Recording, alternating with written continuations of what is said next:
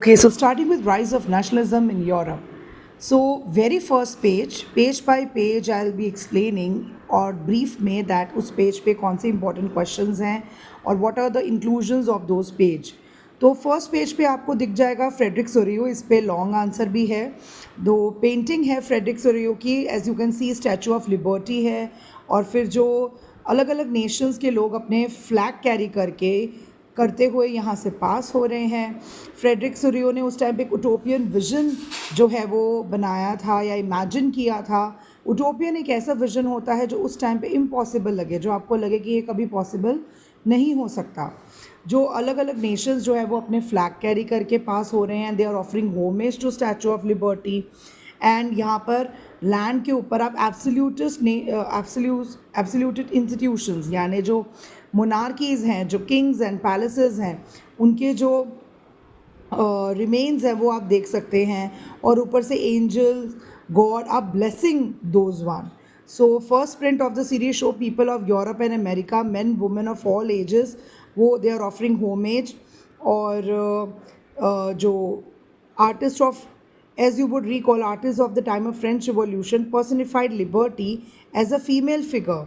The torch of enlightenment she bears in one hand, और दूसरे हाथ में, एक हाथ में टॉर्च ऑफ एनलाइटमेंट है और दूसरे हाथ में क्या है, charters of rights of main. On the earth जो है एब्सोल्यूटिस्ट इंस्टीट्यूशंस के जो रिमेन्स हैं, शैटर्ड रिमेन्स पड़े हुए हैं. Sorrieu's utopian vision peoples of world, a group test distinct nation, सब अपने अपने नेशंस का फ्लैग कैरी कर रहे हैं. और are the United States, Switzerland जो उस टाइम तक नेशन स्टेट्स बन चुके थे. France identifiable by a revolutionary tricolor. France is carrying the tricolor flag, has just reached the statue. और उसके बाद है जर्मन्स bearing the, जर्मन का जो फ्लैग है, ये MCQs वेरी शॉर्ट क्वेश्चन के लिए दे आर वेरी इंपॉर्टेंट, क्योंकि MCQs के अंदर you can be asked at France the tricolour flag is of France and Germany bears the black and red and gold flag. और at the same time Sorrieu created this image. German people उस time पे exist भी नहीं करते थे, but उसने वो imagination जो एक रिप्रेजेंट की थी.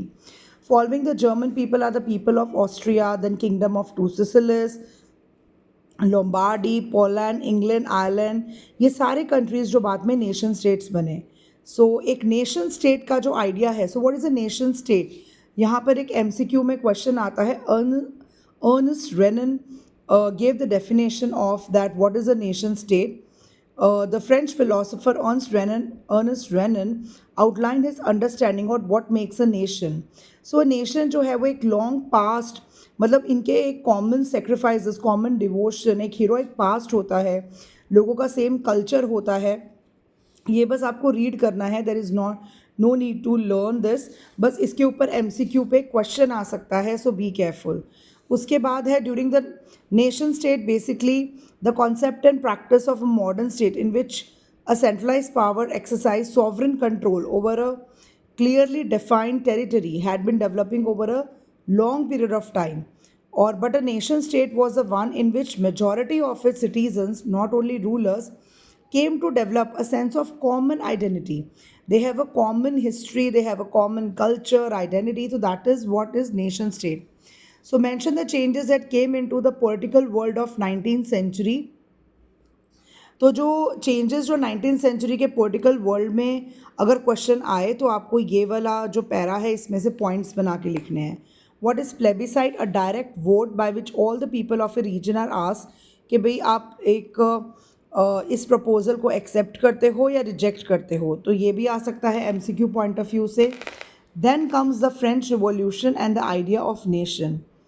सो जो आपका नेक्स्ट पेज है, how did the idea of nationalism develop by the French revolutionary spread in Europe.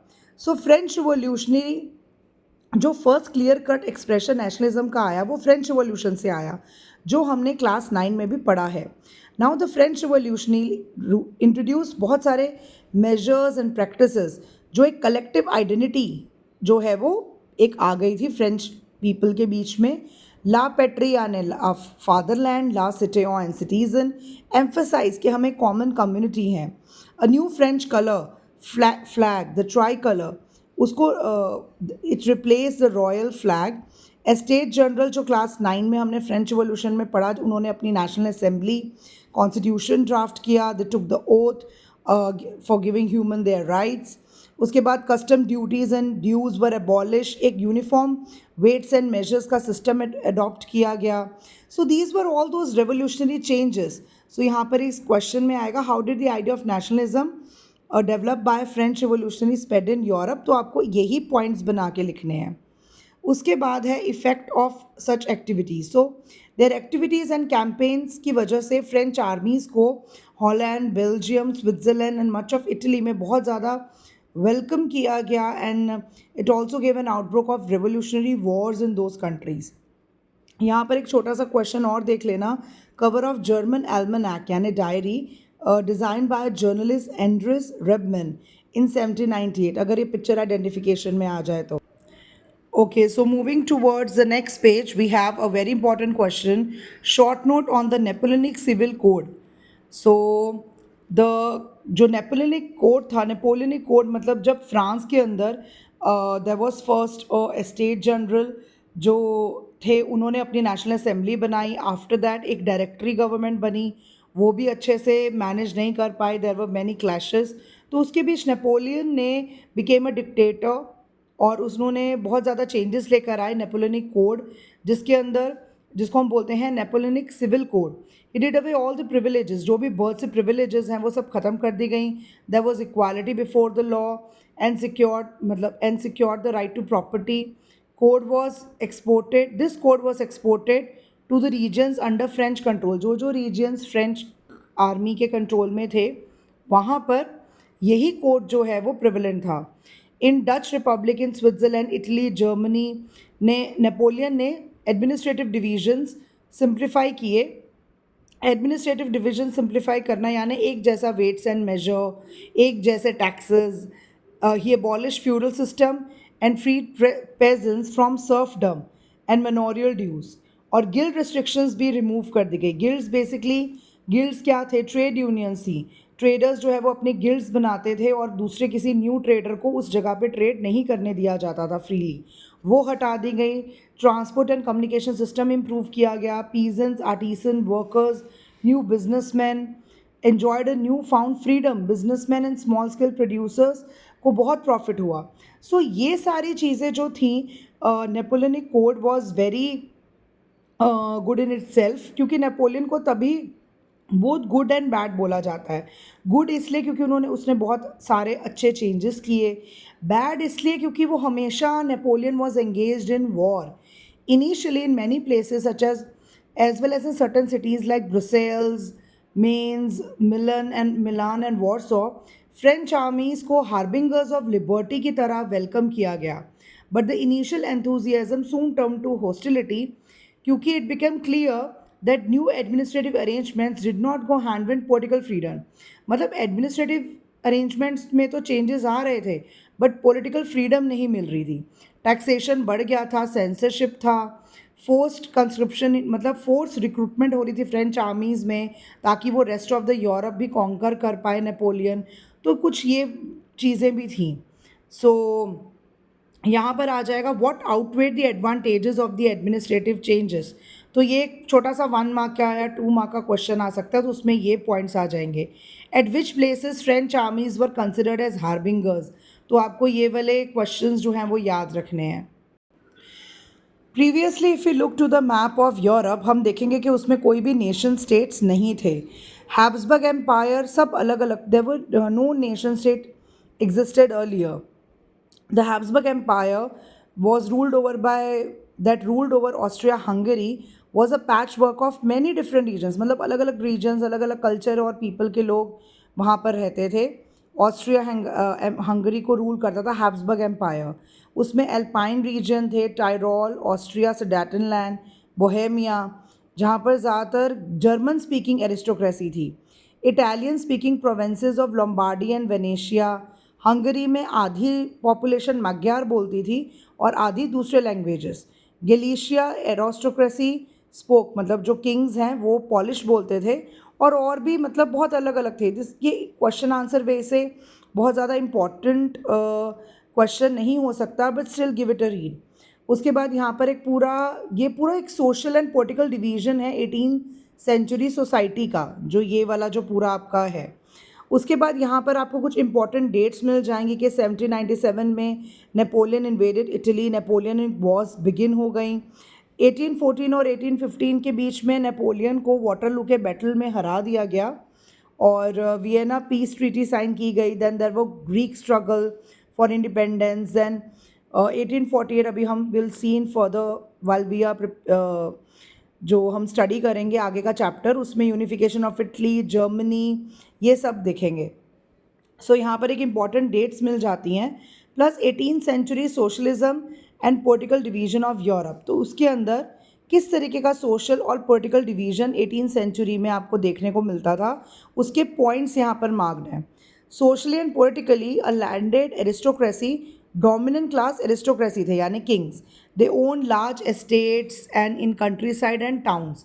They spoke French for the purpose of diplomacy and in high society. और ज़्यादातर दिस पावरफुल एरिस्टोक्रेसी बहुत small group था, majority of population were peasants, और to the vast bulk of the land was farm by tenants and small owners, while in eastern and central Europe land holdings was characterized by vast estates which were cultivated by serf। तो पूरा जो kingdom है वो दो parts में divided था।